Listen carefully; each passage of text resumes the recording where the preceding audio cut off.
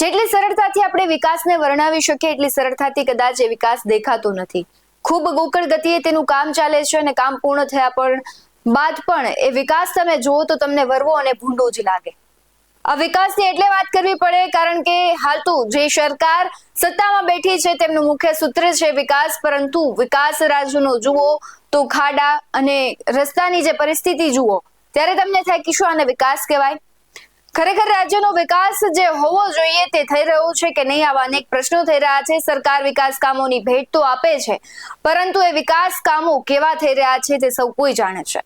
નમસ્કાર, મેસવાન ટીવી ન્યૂઝમાં આપની સાથે હું ભૂપતિ વિશાળિયા. છેલ્લા ઘણા સમયથી રાજ્યનો વિકાસ ઉપર અનેક સવાલો ઉઠી રહ્યા છે, કારણ કે કાં તો વિકાસ થાય છે તો ખૂબ ગોકળ ગતિએ, અને જે થયો છે એની તમે હાલત જુઓ તો તમને પ્રશ્ન થાય કે શું સરકાર આને વિકાસ ગણાવે છે, તો આને વિકાસ કેવું કે શું કહેવું? કારણ કે એ વિકાસ, તેને વિકાસ તો ન જ કહી શકાય, કારણ કે જે પરિસ્થિતિ રાજ્યમાં ઉભી થઈ રહી છે, આપણે તો મુખ્ય પ્રશ્ન જે છે રોડ રસ્તાનું તેને જ લઈએ તો તમને સવાલ થાય કે આટલી ધીમી ગતિએ જે કામ ચાલે તેમાં જનતા કેટલી પરેશાન થાય છે. આવી જ ઘટના જુનાગઢના કેશોદમાં બની છે, કારણ કે કેશોદનું જે અંડરબ્રિજ છે ત્યાં ગંભીર ખામીઓ સામે આવી હતી અને આમ આદમી પાર્ટીના નેતા પ્રવીણ રામાનો ખૂબ વિરોધ પણ નોંધાવ્યો. અંડરબ્રિજમાં સામાન્ય વરસાદમાં જ પાણી ભરાઈ જતા બંધ કરી દેવો પડ્યો હતો અને સાથે જ મુશ્કેલી સર્જાતા આમ આદમી પાર્ટીના પ્રવીણ રામે અંડરબ્રિજમાં હુડકી નાખીને ઉતરી જતા તંત્રમાં હડકંપ મચ્યો હતો.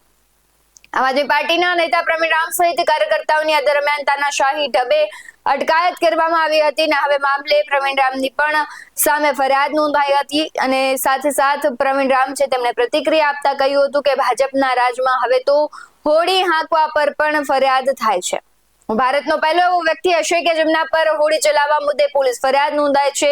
બુટલેગરો, ભૂમાફિયાઓ, ભ્રષ્ટાચારીઓ અને ભાજપના ગુંડાઓ પર ફરિયાદ નથી થતી, પરંતુ અમારા જેવા યુવાન પર, એટલે કે પ્રવીણ રામ જેવા યુવાન પર લડત ચલાવવા પર ફરિયાદ તરત થઈ જાય છે, તેવા તેમણે આક્ષેપો કર્યા હતા. તેમણે વધુમાં કહ્યું કે ભાજપને જેટલી ફરિયાદો કરવી હોય એટલી કરે, હું ક્યારે ઝૂકવાનો નથી કે ક્યારે ડરવાનો નથી. ત્યારબાદ સુદાન ગઢવીની પણ પ્રતિક્રિયા આવી હતી, પણ હવે એક તેમાં મોટું એક્શન આવ્યું છે, કારણ કે કેશોદ અંડરબ્રિજ મુદ્દે પોસ્ટર વોર શરૂ થયું છે.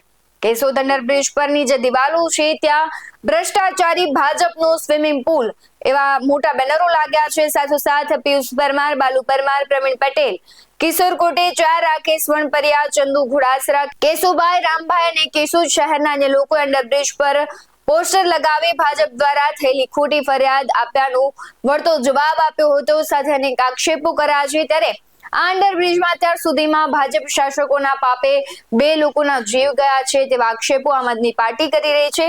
સાથે જ કેશોદ અંડરબ્રિજમાં આપ નેતા પ્રવીણ રામ જે હોડી લઈને ઉતર્યા હતા તે ખોટી ફરિયાદ થઈ છે તેવું પણ તેમણે કહ્યું છે અને સાથે જ કહ્યું છે કે તેનો કરારો જવાબ આપીશું. હાલ તો કેશોદ અંડરબ્રિજ છે ટોક ઓફ ધ ટાઉન બન્યું છે. ત્યારે આમ આદમી પાર્ટીના નેતા છે પિયુષ પરમાર, તેમની પ્રતિક્રિયા આવી છે, તેના પર નજર કરીએ. નમસ્કાર, હું પિયુષ પરમાર, ઓબીસી પ્રદેશ પ્રમુખ આમ આદમી પાર્ટી ગુજરાત.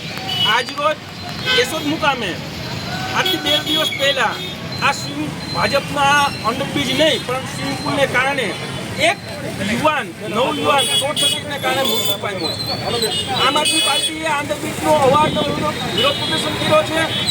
અમારી ઉપર આમાં વિરોધ પ્રદર્શન કરવાને કારણે ખોટી ફરિયાદ પણ દાખલ થઈ છે. ત્યારે આજે આ સ્વિમિંગ પુલ છે એ મોતનો સ્વિમિંગ પુલ છે તે બાબતે કેશોદની જનતાને જાગૃત કરવા માટે આજે અંડરબ્રિજ એટલે કે સ્વિમિંગ પુલ પાસે આમ આદમી પાર્ટી પરિવાર દ્વારા, કેશોદની ટીમ દ્વારા આજે આ લોકોને, કેશોદ લોકોને સાવચેત કરવાનો પ્રયત્ન કર્યો છે કે આ મોતનો સ્વિમિંગ પુલ છે અને આથી દૂર રહેજો. મિત્રો, અમે અત્યારે એક એવી ઐતિહાસિક જગ્યા ઉપર ઊભા છે કે જે ઐતિહાસિક જગ્યા ઉપર 2 દિવસ પહેલા હોડી ચલાવવાના મુદ્દે અમારી ઉપર ફરિયાદ થઈ હતી. ભાજપવાળાએ ફરિયાદ કરાવડાવી છે. જી હા, અમે આખા ભારતમાં આવી ક્યાંય ઘટના નહીં બની હોય કે હોડી ચલાવવા ઉપર ભાજપ ક્યાંય કેસ થાય. ભાજપના રાજમાં હોડી ચલાવવા ઉપર કેસ થાય છે. અમે અત્યારે કેશોદ અંડરબ્રિજ ખાતે છીએ. આ અંડરબ્રિજનું નામ હવે જો કે બદલી નાખ્યું છે. અંડરબ્રિજનું નામ હવે એવું કર્યું છે કે ભ્રષ્ટાચારી ભાજપનો સ્વિમિંગ પુલ. આ ભ્રષ્ટાચારી ભાજપના સ્વિમિંગ પુલમાં અમે એક સાંકેતિક વિરોધ હોડી લઈને કરવા આવ્યા તો ભાજપવાળાએ અમારી ઉપર ફરિયાદ કરી. ત્યારે ભાજપવાળાને કહેવા માંગુ છું કે અમે તમારી ફરિયાદોથી ડરતા નથી. અમે ડરવાના નથી, અમે ઝૂકવાના નથી. અને એટલા માટે કહેવા માંગુ છું કે આવતીકાલે 10:30 વાગે અમે બધા સામે ચાલીને અમારા સમર્થકો અને અમારા કાર્યકર્તાઓને સાથે રાખીને અમે આવતીકાલે 10:30 વાગે પોલીસ સ્ટેશન આવવાના છે. ભાજપ વાળાઓએ અમને ક્યાંય પણ ફાંસીએ ચડાવવા હોય તો ચડાવી દેજો. આવતીકાલે અમે આવીએ છીએ અને આવતીકાલનો દિવસ અમે એફઆઈઆર ઉત્સવ તરીકે ઉજવશું. અને આ એફઆઈઆર ઉત્સવમાં હું કેશોદની જનતાને અને તમામ લોકોને ઉપસ્થિત રહેવા માટે નમ્ર અપીલ પણ કરું છું. અને વાત રહી બીજી, ભાજપવાળાઓએ આ હોળી ચલાવી એટલે અમારી ઉપર કેસ કર્યો ને, જાવ આ બીજી હોળી મારે નાખવી છે. આ કાગળની હોળી છે, આ બીજી હોળી નાખવી છે. બીજી હોળી અહીંયા પાણીમાં નાખીશ. હજી બીજી એફઆઈઆર કરવી હોય તો કરી લેજો, જૂની એફઆઈઆરમાં કલમ ઉમેરવી હોય તો ઉમેરી લેજો. આવતીકાલે 10:30 વાગે પોલીસ સ્ટેશન સામેથી વાજતે ગાજતે આવું છું. ખામૈયા કરવા હોય તો તૈયાર રહેજો. આ હોળી નાખું છું, કેસ કરવો હોય તો કરી લેજો. પ્રવીણ રામ, પ્રદેશ ફ્રન્ટલ અધ્યક્ષ, આમ આદમી પાર્ટી. આવી અનેક ઘટનાઓ છે રાજ્યમાં. રોડ રસ્તાઓથી લઈને પાણીની ગટરની અનેક સમસ્યાઓ છે કે આમ તો આપણે જોઈએ તો સરકાર યોજના બનાવે છે, કામ કરે છે, પરંતુ એ કામ છે જવાબદારો સરખું નથી કરતા. જે પ્રમાણે સરકાર પૈસા ખર્ચે છે એ પ્રમાણેની સુવિધાઓ લોકોને નથી મળતી. 5 દિવસ પહેલા રોડ બનાવ્યો હોય ને તમે પછી 6ઠા દિવસે જાઓ તો એ રોડમાં રોડ જેવું કશું દેખાય નહીં. ત્યાં રેતી અને જે પથરાઓ છે એ જ દેખાતા હોય છે. તો રોડ ગાયબ ક્યાં થાય છે? આવો સરસ વિકાસ તો કોઈ ન કરી શકે.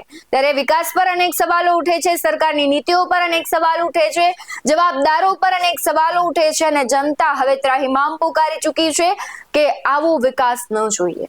તમને શું લાગી રહ્યું છે કમેન્ટ બોક્સમાં જરૂરથી જણાવજો.